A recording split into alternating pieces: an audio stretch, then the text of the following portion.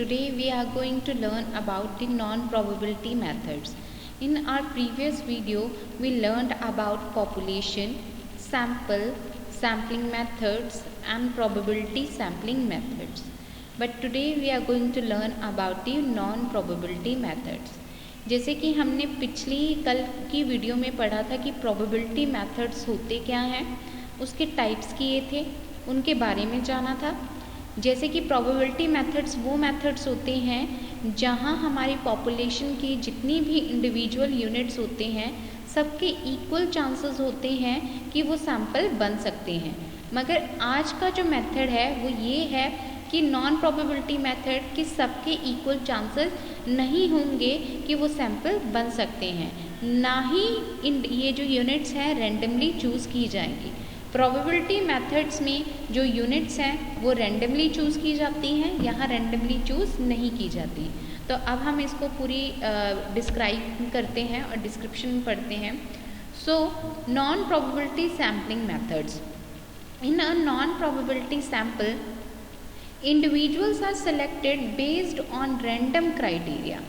यहाँ पॉपुलेशन जो भी हम स्टडी करने जा रहे हैं उसका जो भी हम सैंपल चूज़ करने जा रहे हैं उसके अंदर जो इंडिविजुअल यूनिट्स पीपल या सिलेक्ट होंगे वो रैंडमली चूज़ नहीं होंगे। रिसर्चर के माइंड में एक पर्टिकुलर क्राइटेरिया होगा, उस क्राइटेरिया के अकॉर्डिंग वो क्या करेगा, अपना सैंपल चूज़ करेगा, ना ही कि रैंडमली चूज़ करेगा। फॉर एग्ज़ाम्पल कि अगर मैं कहूँ कि मुझे मुझे कलीग्स के ऊपर, वर्कफोर्स के ऊपर डेटा कलेक्ट करना है, तो मेरे लिए सबसे आसान है कि मेरे साथ जो लोग काम कर रहे हैं मैं उनसे डेटा कलेक्ट करूं। अगेन जैसे कि आप सुन रहे हैं कि मेरे माइंड में पहले से ही क्राइटेरिया है, जिन लोगों से बहुत आसानी से मुझे डेटा मिल जाएगा मैंने उनको चूज़ किया, ना कि मैंने रैंडमली इनको चूज़ किया। तो इसको कहते हैं non random criteria. And not every individual has a chance of being included. तो यहाँ क्या हुआ, सबके इक्वल चांसेस नहीं हुए सिलेक्शन के। कैसे? जैसे हमने बात की कि मैं अपनी कॉलेज के वर्कफोर्स की बात कर रही हूँ, तो मैंने जो मेरे डिपार्टमेंट में लोग हैं मैंने सिर्फ उन्हीं से डेटा कलेक्ट किया, बाकियों से नहीं किया। ठीक है, तो क्या हुआ, सबके इक्वल चांसेस नहीं हुए कि वो सैंपल में चूज़ कर सके। So this type of sample is easier and cheaper to access. तो ये जो सैंपल है ये बहुत आसानी से हम चूज़ कर सकते हैं। अगेन ये इकोनॉमिकल मेथड है, इसमें टाइम भी बहुत कम लगता है और कॉस्ट भी बहुत कम लगती है। मगर इस मेथड का जो सबसे ज़्यादा नुकसान वाली बात है वो ये है कि रिस्क बहुत ज़्यादा इन्वॉल्व हो जाता है। रिस्क क्यों? क्योंकि हम ऐसे सैंपल को चूज़ कर लेते हैं जो हमें बहुत आसानी से मिल सके, या हम अपनी सोच के अकॉर्डिंग सोच लेते हैं कि ये सैंपल सही होगा और उसके बेस पे ही रिजल्ट्स निकाल देते हैं। मे बी बाद में हमें पता चले जब हमारे रिजल्ट्स आए कि जो हमने सैंपल चूज़ किया था वो सही रिप्रेजेंटेटिव नहीं था पॉपुलेशन का। तो इस वजह से रिस्क क्या होता है या इसमें ज़्यादा होता है। ठीक है, रिलायबिलिटी कम होती है, एक्यूरेसी लेवल कम होगा और मे भी जो हम कंक्लूजन निकालें वो कंक्लूजन्स भी बाइस्ड हो। So that means the inferences you can make about the population are weaker than with the probability sample, and your conclusion may be more limited. If you use a non-probability sample, you should still aim to make it as a representative of the population as possible. तो non probability method में again जब हम sample choose कर रहे हैं तो हमने इस बात का ज़रूर ध्यान देना है कि हम वो सैंपल चूज़ करें जो पॉपुलेशन को बहुत अच्छे तरीके से रिप्रेजेंट कर सकें, ना कि ये चूज़ करें कि अपनी सुविधा देखें, अपनी आसानी देखें। जिन लोगों से हम डेटा कलेक्ट कर रहे हैं वो भी देखना है, मगर साथ साथ ये भी देखना है कि वो मोस्ट रिप्रेजेंटेटिव हो, जो जिसकी हम स्टडी करने जा रहे हैं उन लोगों को बहुत अच्छे तरीके से रिप्रेजेंट करता हो। तो अगेन तो प्रोबेबिलिटी मेथड अगेन ज़्यादा रिलायबल है, non probability as compare to the probability method उतना रिलायबल नहीं है। चलते हैं आगे। तो बेसिकली इसमें 4 टाइप्स होती हैं। First one is convenience sampling, second one is voluntary response sampling, next one is purposive sampling, next one is snow ball sample. Again हम इसको अब इंडिविजुअली पढ़ते हैं और जानते हैं ये है क्या। First one is convenience sampling. Convenience sampling वो सैम्पलिंग होती है जो पॉपुलेशन में से जो यूनिट्स हैं मैं बहुत आसानी से जिनसे डेटा कलेक्ट कर सकूं। ठीक है, अब आप यहाँ स्क्रीन पे देख रहे हो कि पॉपुलेशन इतनी ह्यूज है, तो जो लोग मेरे रीच में आ रहे हैं, सपोज करो लास्ट के आप देख रहे हो, लास्ट की जो 2 रोज़ वाले पीपल हैं ये मेरी रीच में बहुत आसानी से आ रहे हैं, तो मैं इन लोगों से सिर्फ डेटा कलेक्ट कर लूँ तो इसको कहेंगे कन्वीनियंस सैम्पलिंग। जिन लोगों से डेटा बहुत आसानी से कलेक्ट हो सके, जो मेरी रीच में हैं, जिनको एक्सेस मैं बहुत ईजिली कर सकती हूँ, उसको कहते हैं convenience sampling. So convenience sample simply includes the individual who happens to be the most accessible to the researcher. Normally ये लोग उनको चूज़ करते हैं कि जो हम बहुत आसानी से जिनसे हम डेटा कलेक्ट कर सकें। ठीक है, this is an easy and expensive way to gather initial data. Again ये बहुत आसान मेथड है, खर्चा बहुत कम है, ठीक है, but to initial data. But there is no way to tell if the sample is representative of the population, so it can't produce generalizable result। जैसे कि हमने कहा कि कन्वीनियंस सैम्पलिंग में हम अपनी कन्वीनियंस के अकॉर्डिंग सैम्पल को चूज़ कर रहे हैं, तो ये हम बहुत कम कह सकते हैं कि ये मोस्ट रिप्रेजेंटेटिव सैम्पल होगा पॉपुलेशन का। तो अगेन यहाँ जो रिजल्ट्स हैं वो क्या हो सकते हैं, इतने सही नहीं हो सकते। अब एग्जाम्पल से समझते हैं। यहाँ you are researching opinions about student support services in your university. So after each of your classes you ask your fellow students to complete a survey on the topic. This is convenient way to gather data, but as you only surveyed students taking the same classes as you at the same level, the sample is not representative at all students at university. यहाँ एक student है जो क्या कर रहा है, research कर रहा है, जो यूनिवर्सिटी लेवल पे स्टूडेंट से पूछ रहा है कि स्टूडेंट्स की सपोर्ट में कौन कौन सी सर्विसेज आ रही हैं, ठीक है, उनसे रिलेटेड वो ओपिनियन जानना चाहता है। तो वो क्या करता है कि अपनी क्लास के बाद अपनी क्लासमेट से क्वेश्चंस पूछता है, उनके ओपिनियंस जानता है, उनके व्यूज़ जानता है, जबकि क्योंकि उसके लिए सबसे आसान है, क्योंकि वो उसकी क्लास में पढ़ रहे हैं, तो उन्हीं लोगों से वो डेटा कलेक्ट कर लेता है।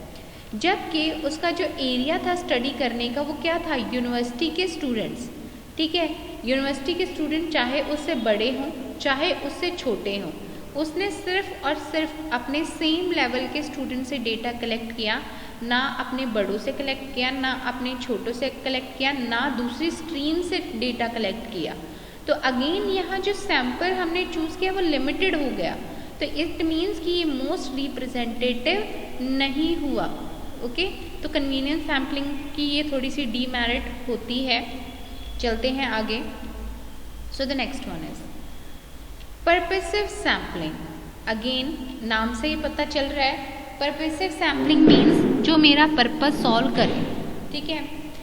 सो इसको हम जजमेंट सैम्पलिंग भी कहते हैं, क्योंकि इसके अकॉर्डिंग ये होता है कि सपोज करो पॉपुलेशन है और मेरी जजमेंट के अकॉर्डिंग, मेरी सोच के अकॉर्डिंग मुझे ये लगता है कि ये लोग जो हैं ये सही सैंपल हैं, ठीक है, ये लोग मेरी पॉपुलेशन को सही रिप्रेजेंट करेंगे, तो मैंने अपनी जजमेंट के अकॉर्डिंग इनको एज अ सैंपल चूज़ किया है, तो इसलिए इसको कहते हैं जजमेंट सैम्पलिंग।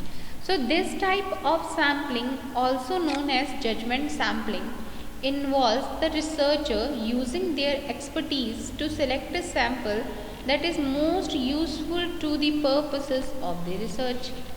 तो अपनी सोच के अकॉर्डिंग, अपनी एक्सपर्टीज़ के अकॉर्डिंग वो लोग ये सोचते हैं कि इन लोग ये जो हैं ये हमारा पर्पस सबसे ज़्यादा सॉल्व कर रहे हैं।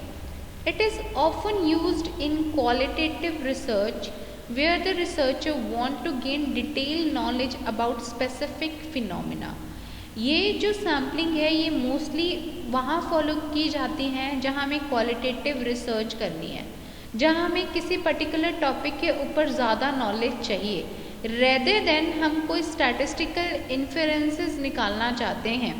ठीक है, फॉर एग्ज़ाम्पल कि अगर मुझे लग रहा है कि मैंने सिर्फ और सिर्फ टारगेट करना है कॉमर्स की टीचर्स को, तो मेरे अकॉर्डिंग स्कूल में या कॉलेज में या यूनिवर्सिटी लेवल में मुझे लगता है कि कॉमर्स टीचिंग के टाइम पे जो प्रॉब्लम्स फेस की जाती हैं वो लोग सबसे अच्छे तरीके से बता सकते हैं।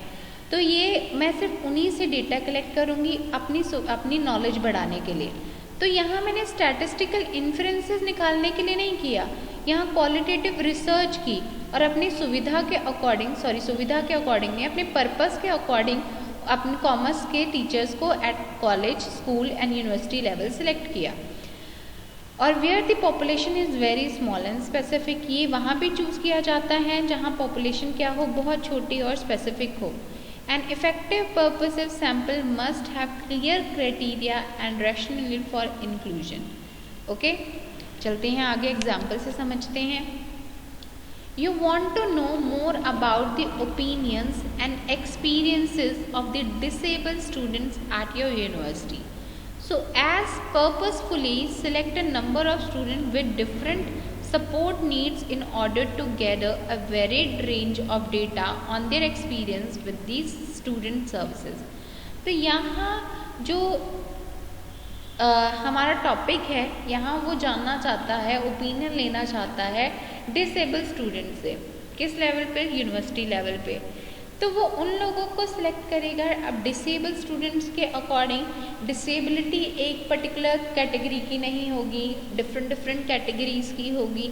तो उसको लगेगा कि हमारी यूनिवर्सिटी में जो हर एक लेवल पे डिसेबिलिटी है, डिफरेंट काइंड की डिसेबिलिटी है, तो मैं उन लोगों से डेटा कलेक्ट करूं, वो मेरे बात का सबसे अच्छे तरीके से जवाब देंगे, तो हम उनसे ही डेटा कलेक्ट करेंगे। So that is judgement sampling. Next one is snowball sampling. अब स्नोबॉल सैम्पलिंग का जो दूसरा नाम है ये है रेफरेंस सैम्पलिंग भी, यहाँ इसको चेन सैम्पलिंग भी कहा जाता है। स्नोबॉल सैम्पलिंग क्या होता है? बेसिकली मैंने सिर्फ एक ही पर्सन से कांटेक्ट किया, ठीक है, उस पर्सन ने आगे दो लोगों का रेफरेंस दिया मुझे। जैसे कि आप यहाँ पिक्चर में देख रहे हो, मैंने सबसे पहले एक पर्सन से कांटेक्ट किया, वो आगे 3 लोगों का रेफरेंस देता है कि आप इनसे भी डेटा कलेक्ट कर सकते हो, इससे भी, इससे भी। अब मैं वो आगे 3 लोगों से कांटेक्ट करती हूँ। अब हर एक पर्सन आगे किसी और बंदे का रेफरेंस देता है कि आप उससे भी डेटा कलेक्ट कर सकते हो। तो इसको बोलते हैं रेफरेंस सैम्पलिंग और इसी को बोलते हैं snowball sampling. So if the population is hard to access, snowball sampling can be used to recruit participant via other participant। तो जब हमारे पास हम जो सैंपल चूज़ करने चाहते हैं, हमें बहुत मुश्किल होती है हम उनको कांटेक्ट कर सकें, तब हम कौन सा सैम्पलिंग यूज़ करते हैं? स्नोबॉल। कि एक पर्सन को जिसको हम कांटेक्ट कर रहे हैं उसको वो अदर लोगों का हमें रेफरेंस दे देता है कि आपके सवालों का सही जवाब इनके पास होगा, आप इसको कांटेक्ट कर सकते हो, यही सही सैंपल रहेगा आपकी रिसर्च के लिए। So the number of people you have access to know to snowballs as you get in contact with more people। जैसे जैसे हम आगे आगे लोगों से मिलते रहते हैं, वो आगे आगे रेफरेंस देते रहते हैं, उसी को बोलते हैं स्नोबॉल्स। एग्जाम्पल लेते हैं, you are researching experiences of homelessness in your city, ठीक है। Since there is no list of all homeless people in the city, probability sampling is not possible। You meet one person who agreed to participate in the research and she puts you in contact with the other homeless people that she know in the area। अब यहाँ आप research करना चाहते हो वो लोग जिनके पास घर नहीं है आपकी सिटी में, तो आप किसी एक पर्सन को मिलते हो जो आपकी सिटी में है, जो आपके सवालों का सही जवाब देगा। वो ही पर्सन आगे आपको बताता है कि ऐसे और कितने लोग हैं जिनको वो जानता है, जिनके पास घर नहीं है, तो आप उनसे मिलते हो, उनसे डेटा कलेक्ट करते हो, वो आगे फिर ऐसे और लोगों के बारे में बताते हैं। तो ये था हमारा स्नोबॉल सैम्पलिंग। अब हम आते हैं वॉलंटरी रिस्पॉन्स सैंपल के ऊपर। सबसे लास्ट, अब नाम ही है voluntary response sample, it means ये पर्सन खुद ही इनिशिएटिव लेते हैं कि हम डेटा प्रोवाइड करेंगे, हम आपके आंसर्स का जवाब देंगे, हम आपको रिसर्च में हेल्प करेंगे।